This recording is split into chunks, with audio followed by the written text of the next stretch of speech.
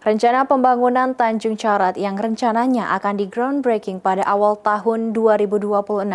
Cina menjadi salah satu investor pembangunan railway sepanjang 250 km.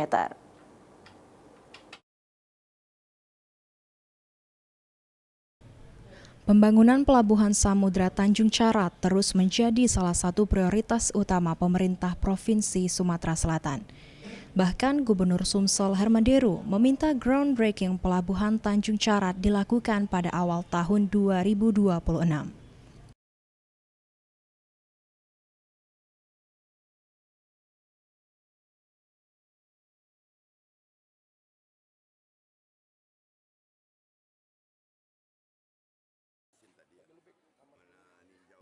Menurut Gubernur Sumsel Hermanderu, saat ini sudah ada beberapa negara yang tertarik menjadi investor dalam proses pembangunan Tanjung Charat.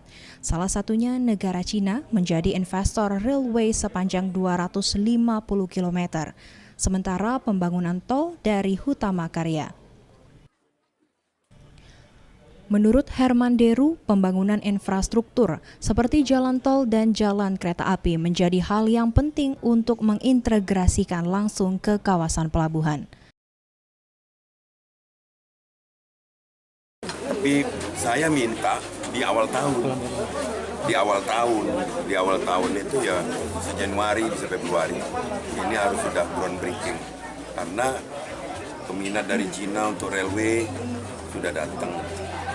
Lantas untuk jalan tol dari HK juga sudah menyampaikan minatnya. Tinggal konsorsium ini handle yang mana, banyak yang ngelamarnya kan karena memang potensial. Tanjung Charat sebagai salah satu proyek strategis nasional yang ada di Sumatera setelah yang akan menjadi gerbang utama logistik berbagai komoditas ekspor andalan Sumsel dalam mendorong pertumbuhan ekonomi masyarakat di Sumatera Selatan. Eki Saputra, PAL TV.